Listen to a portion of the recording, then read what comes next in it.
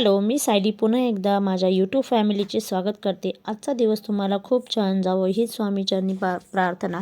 तर आज आम्ही आलेलो होतो श्री गजानन महाराजचा जो मठ आहे क्षीरक्षेत्री आळंदी येथे गजानन महाराजांचं मंदिर आहे. खूप छान मंदिर आहे हे. इथे आळंदी पुणे येथे आहे. तर गाडी आम्ही बाहेरच पार्क केलेली होती आणि आत आम्ही एंट्री केली. तर एंट्री फी अजिबात नाही येत, एकदम फ्री आहे. समोरच इथे मोठे प्रवेशद्वार दिसत आहे आणि इथे काही नियमावली व सूचना लावलेल्या आहेत. आतच एंट्री केल्यानंतर तुम्हाला इथं छानसं सुंदर असं गार्डन दिसेल. रस्त्याच्या ह्या एंट्रन्सचा जो रस्ता आहे त्याच्या दोन्ही बाजूला इथं छानशी अशी झाडे लावलेली आहेत आणि मंदिर परिसर पाहू शकता तुम्ही किती स्वच्छ आहे. इथे जे आहे दोन्ही साईडला जे तुम्हाला 3 मजली बिल्डिंग दिसेल डाव्या आणि उजव्या बाजूला, तर हे जे आहे संस्थानामार्फत भाविकांसाठी बनवलेले भक्त निवास आहे आणि हे जे आहे भक्त निवास अतिशय सुसज्ज आणि व्यवस्थित राहण्याची उत्तम सोय आहे. प्रत्येक भक्त निवासला संत तुकाराम, संत ज्ञानेश्वर, संत नामदेव अशी संतांची नावे दिलेली आहेत.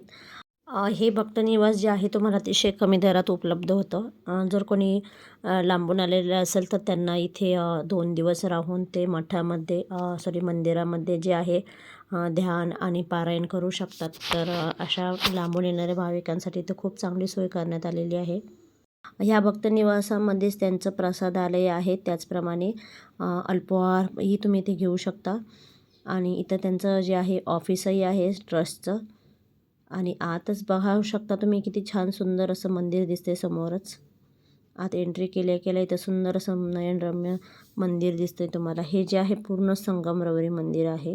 डाव्या साईडलाच तुम्हाला जे आहे चप्पल स्टँड दिसतं आहे. तर तिथे चप्पल काढून मग आम्ही पुढे निघालो.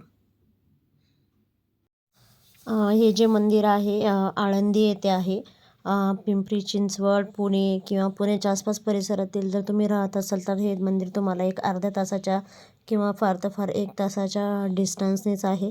हे जे मंदिर आहे ज्ञानेश्वर महाराज माऊली यांच्या मंदिरापासूनच अर्धा 1 किलोमीटरच्याच डिस्टन्सने आहे. गुगल मॅपवर श्री गजानन महाराज मंदिर आळंदी असं टाकलं तरी सहज तुम्हाला लोकेशन मिळून जाईल.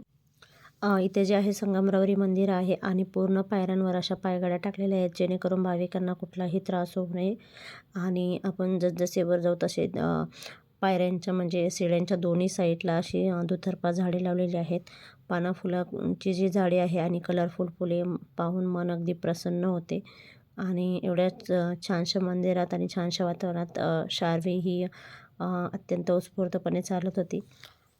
शेगावला जायला सर्वांनाच जमत नाही, म्हणून इथे जे आहे महाराजांच्या भक्तांसाठी इथे छानसं मंदिर असं उभारलेलं आहे.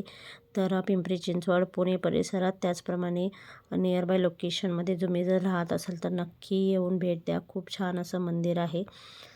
इथे येऊन तर आम्हाला तर खूप प्रसन्न वाटलं. आणि चढायला काही एवढं नाही आहे, फक्त एक 5 ते 10 मिनटात तुम्ही चढू शकता. पण आमच्यासोबत लहान मुले असल्यामुळे आम्हाला थोडासा वेळ लागला. हे जे मंदिर आहे खूपच सोयीस्कर आहे म्हणजे येण्याच्या दृष्टीने. आळंदीसाठी आता सर्व ठिकाणावरून महाराष्ट्रातल्या कुठल्याही ठिकाणावरून तुम्हाला सहज गाड्या उपलब्ध होतील. आणि इथूनच पुणे रेल्वे स्टेशन 20 किलोमीटरच्या डिस्टन्सनेच आहे जर तुम्ही रेल्वेने आला तर. आणि हे जे मंदिर आहे पूर्ण जे आहे एखाद्या राजवाड्यापेक्षाही काही कमी नाही. एकदम सुंदर संगमरवरी मंदिर. प्रत्येक ठिकाणी व्यवस्थित सिस्टमॅटिकली अरेंजमेंट आहे. खूप छान मंदिर आहे, नक्की भेट द्या. आता आम्ही जे आहे बऱ्यापैकी वरती आलेलो होतो. तर वरून जे आहे असं सुंदर असं नयनरम्य दृश्य दिसते. इथे बघा स्टेप बाय स्टेप अशी म्हणजे जसे डोंगराला स्टेप्स असतात तशा यांनी इथे स्टेप्स करून झाडे जी आहे व्यवस्थित सिस्टमॅटिकली लावलेली आहे. आणि प्रत्येक ठिकाणी इथे जे आहे तुम्हाला दिसेल की कुठेही इथे कचरा नाही आहे, एकदम स्वच्छ आहे. आता आपण महाराजांच्या मंदिरात वरती पोचलेलो आहोत आणि चला तर मग गजानन महाराजांचं दर्शन घेऊयात.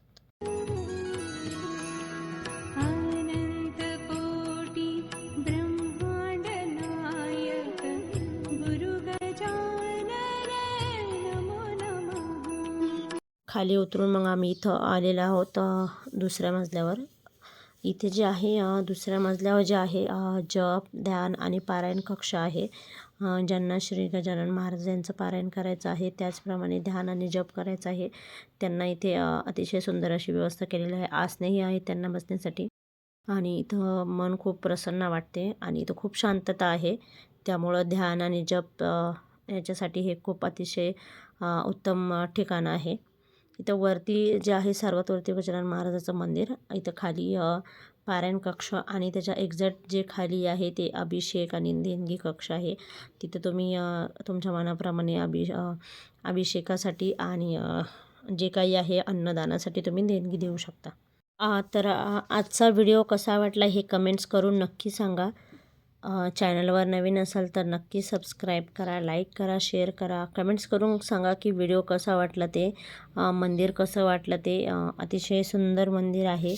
मी वारंवार सुंदर असा उल्लेख करते कारण खरंच खूप सुंदर मंदिर आहे. नक्की व्हिजिट करा. खूप व्यवस्थित मंदिर बांधलेलं आहे. चला तर भेटूया नेक्स्ट व्हिडिओमध्ये.